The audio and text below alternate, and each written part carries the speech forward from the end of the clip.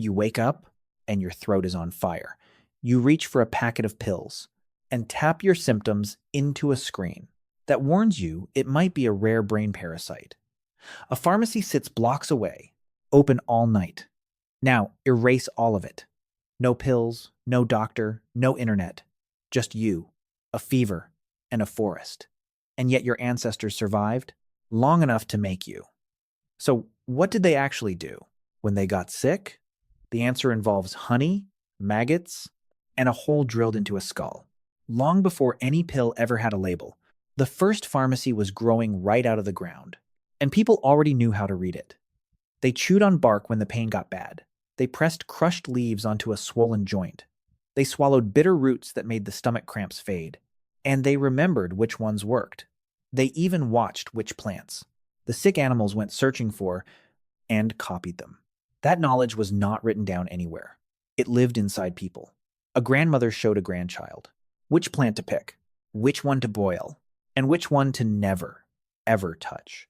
A single mistake could be deadly. So the only lessons that survived were the ones that actually worked.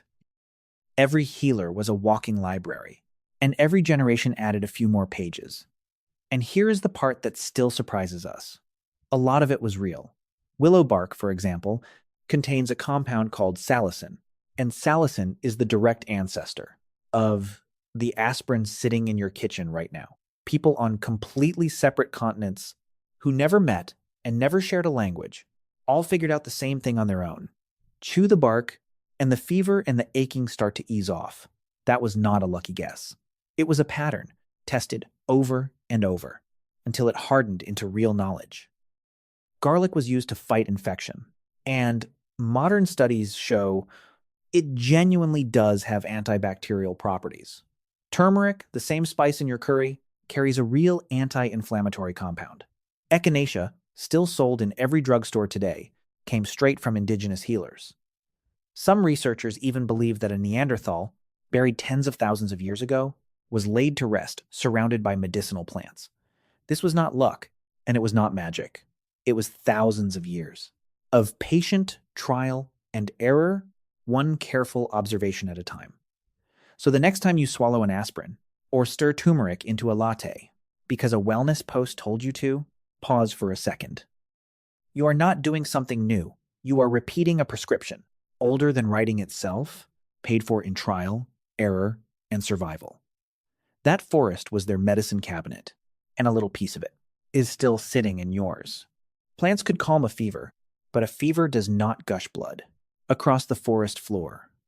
A deep cut today means a trip to the bathroom cabinet and a bandage. Back then, that same cut could mean the end, so people got creative in ways that sound completely insane until you hear why they worked. They packed open wounds with honey. They pressed cool, damp clay over torn skin. And when a wound turned rotten and refused to heal, some of them did something that will make your skin crawl. They let maggots feed on it. They laid spider webs across the gash to hold it closed. To you, that probably sounds like the opposite of medicine. It sounds like a way to get an infection, not stop one. Except it was not.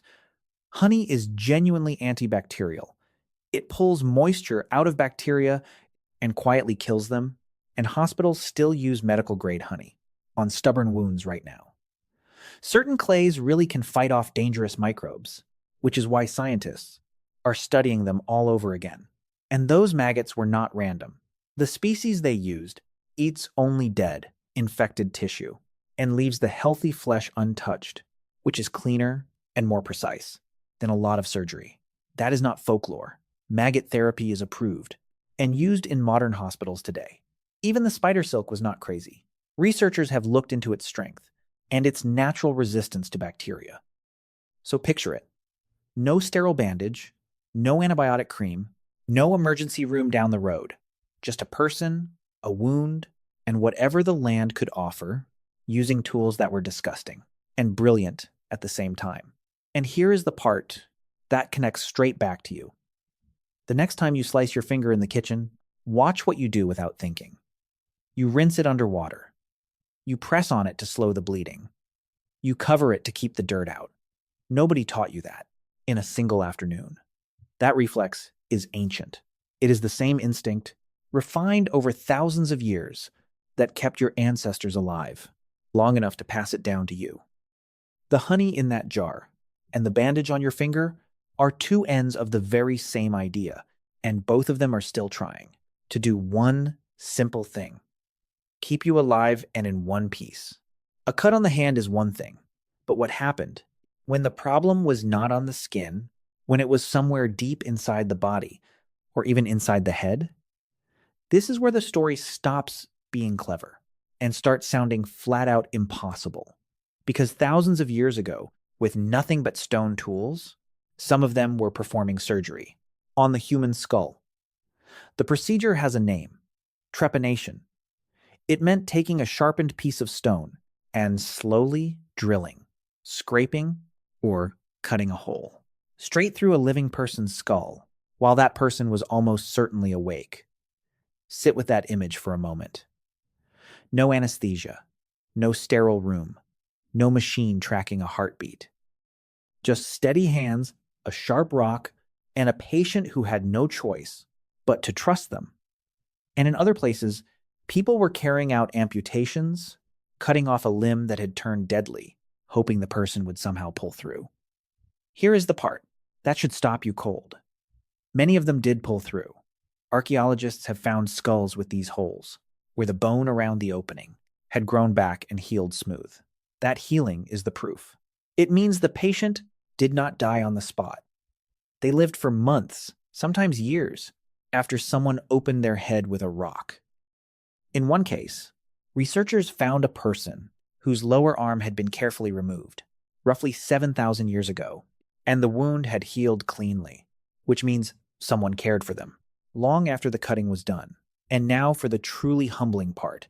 That prehistoric surgery, done outdoors in the open air, sometimes had better survival odds than surgery in a European hospital in the 1800s. Back then, doctors went from patient to patient without washing their hands or their tools, quietly spreading infection because nobody had figured out germs yet. In some ways, a healer with a clean stone and open air was ahead of a trained surgeon thousands of years later. So think about what that means for you.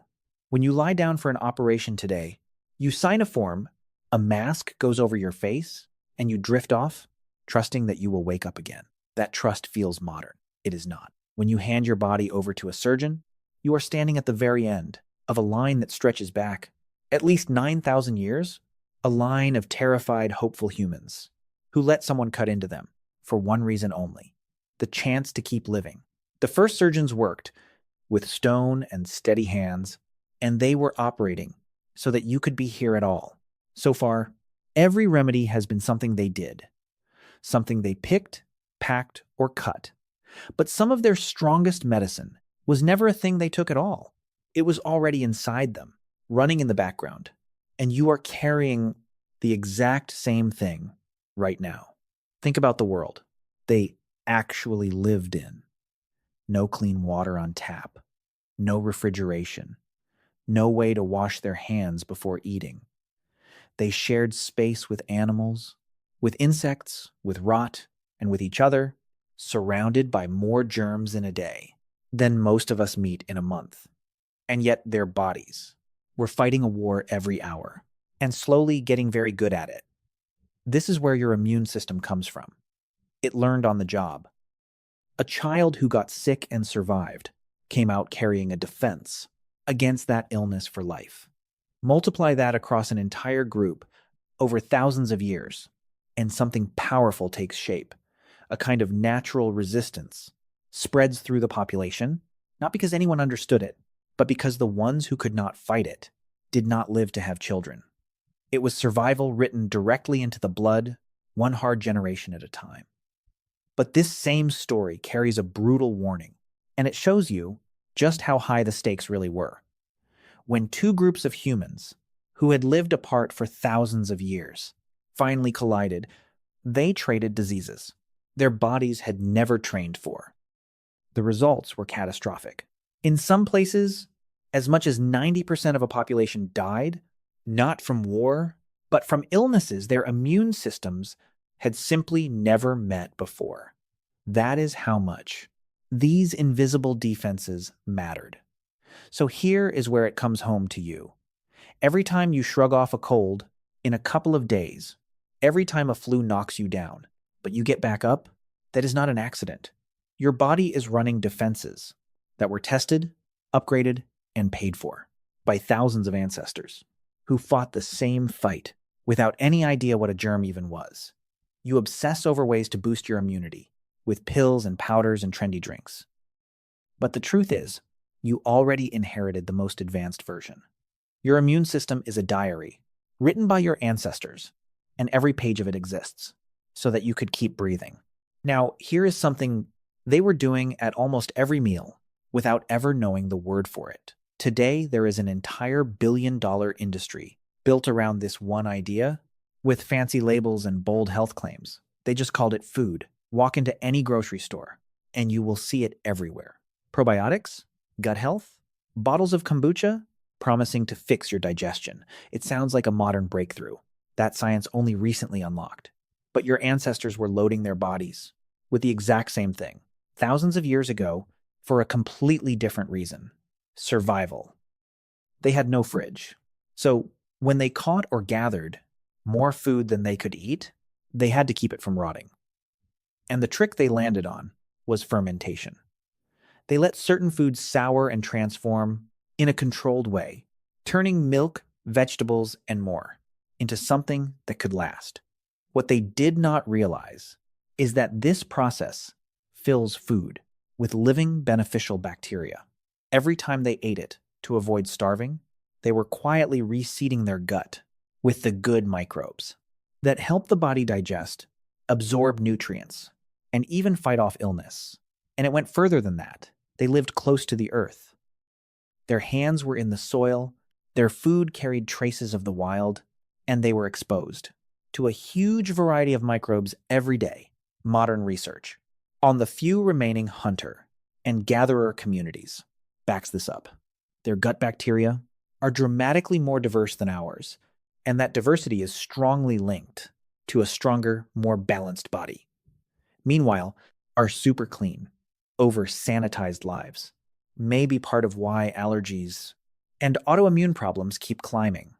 Being a little dirty, it turns out, helped keep them well. And yes, please still wash your hands. So the next time you pay for a bottle of kombucha or a tub of probiotic yogurt, hoping to fix your gut, smile a little. You are not discovering some cutting-edge secret. You are buying a labeled, branded copy of something your ancestors ate, straight out of necessity, just to make it to the next season. They fed the tiny universe living inside them, without any clue it was there. You are simply trying to rebuild what modern life scrubbed away. That jar in your fridge is an ancient survival trick, dressed up and sold back to you. But here is where it gets strange, because sometimes the thing that healed them was not a plant or a poultice or a blade at all. Sometimes what pulled a person back from the edge was nothing you could hold in your hand. It was belief. Picture someone lying sick in the dark, burning with fever, certain they might not see morning, and then the healer arrives. There are words, there is smoke, there is a rhythm, maybe a chant that everyone in the group knows by heart. The whole community gathers close. To your modern eyes, that can look like superstition, like theater standing in for real treatment. But do not be so quick to dismiss it, because your own body proves it worked. Science has a name for this now, the placebo effect. And it is not imaginary, it is measurable. When a person truly believes they are being cared for and expects to get better, real things happen inside the body. Stress hormones like cortisol drop. The way the brain processes pain actually shifts. Inflammation can ease, body's own healing systems kick into a higher gear. The belief does not just comfort them, it changes their biology. That ritual in the dark was doing real, physical work, even though nobody could have explained a single molecule of it. And modern medicine, after treating this as a nuisance, is finally circling back to respect it. Doctors are starting to admit that how a patient is treated matters, not just what they are given. A calm voice, a caring touch, the sense that someone is paying attention. These are not extras. They are part of the medicine itself, and they always were. So think about the last time you were really sick. Someone sat on the edge of your bed. They put a hand on your shoulder or pressed it to your forehead and quietly said, "You are going to be okay." And something in you loosened. You felt a little safer, a little steadier, even before any pill had time to work. That is not weakness, and it is not your imagination. That is the oldest medicine on earth, doing exactly what it has always done. When you trust your doctor, when a familiar brand of pills makes you feel safer, you are leaning on the very same force. The mind was the first pharmacy. Nobody could see, and it is still quietly working inside you, right now, waiting for a reason to help you heal. And here is something that might reshape how you picture this. None of it was random guessing in the dark. In a handful of places, this knowledge was already being organized, refined, and written down, long before anything we would recognize as a hospital existed. Picture it as a fast tour across the ancient world. In one great river civilization, healers filled a medical scroll with more than 700 remedies and treatments. Far to the east, another culture was building an entire structured system of healing written down and passed on for generations.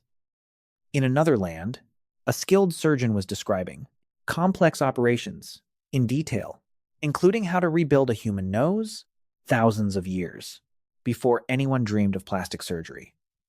On the edge of one sea, a thoughtful physician made a claim that quietly changed everything. He argued that sickness did not come from angry gods or evil spirits, but from natural causes you could observe, study, and treat. That single idea is the seed of every doctor you have ever seen. And in one of the oldest civilizations of all, healers pressed their instructions into tablets of wet clay. They wrote the symptom first, then the remedy, then exactly how the patient should take it. Stop and think about that last one for a second, because you know that format by heart. The problem, the treatment, the dosage, the directions. That is not ancient at all. That is a prescription. The very same logic sitting in the little paper bag from your pharmacy was already being carved into clay thousands of years ago. So the next time a doctor hands you that slip, or you tear the label off a bottle and read how many to take and when, look at it a little differently. You are holding a form of communication that is genuinely ancient. You place your trust and expertise in someone who studied the body and wrote it down for you. A prescription is an idea, older than the alphabet, and every time you follow one, you are trusting a chain of careful minds that stretches back to the very beginning of writing itself. We have talked about plants, bandages, surgery, immunity, food, belief, and even the first written prescriptions. But their single most powerful medicine had no dosage and no ingredients. You could not chew it, brew it, or press it onto a wound. And yet without it, none of the rest would have mattered at all. That medicine was each other. Think about what it actually took to survive being sick back then. When you are burning with fever, too weak to stand, you cannot hunt, you cannot gather, you cannot protect yourself from anything out there in the dark. In that state, alone, you simply do not make it. What saved people was not just a clever remedy. It was the fact that someone stayed. Someone brought them water. Someone kept them warm, guarded them through the night, and chewed the medicine when they were too weak to do it themselves. The sick were cared for. The injured were carried. The elderly were protected because their memory was the library that kept everyone else alive. And this is not a soft, sentimental idea. It is written into your biology. We are a profoundly social species, shaped over countless generations to heal faster when we feel safe and connected. Modern research has landed on something that sounds almost impossible. Chronic loneliness can be as dangerous to your health as smoking. Being truly isolated raises your risk of dying early. Connection is not a luxury. laid on top of medicine. Connection is medicine, and your body still keeps score. So here is where all of it lands, right on you, the next time you are sick, and someone texts to ask if you have eaten, or a person you love shows up at your door with soup you did not ask for and quietly sits with you. Understand what is happening. You are not just being comforted, you are receiving the oldest and most powerful treatment your kind has ever known, the exact same dose that carried your ancestors through 50,000 years of darkness, fever, and fear. That is why the loneliness so many people feel today cuts so deep. Your body is still waiting for the hand it was built to expect. The tools around us changed beyond recognition. The pills, the scans, the machines, all of it is new. But the thing that truly heals you has not changed at all. The community was the first hospital, and for you, it still is every single time someone chooses to stay. So, what did they actually do when they got sick? Almost everything you still do today. They searched for remedies. They cared for their wounds. They trusted. They hoped. And above all, they stayed beside each other. The only thing that really changed is the tools. So the next time you are curled up in bed, medicine within arm's reach, remember the one thing your ancestors always had that we sometimes forget. Not the pill, the person sitting beside you. The tools changed completely, and thank goodness they did, saving lives, their world. Simply had to lose. You did not change at all. If you love discovering where your everyday life secretly comes from, stick around, because the next story digs up another ancient habit hiding inside a modern one. And until then, take care of yourself. And seriously, go wash your hands.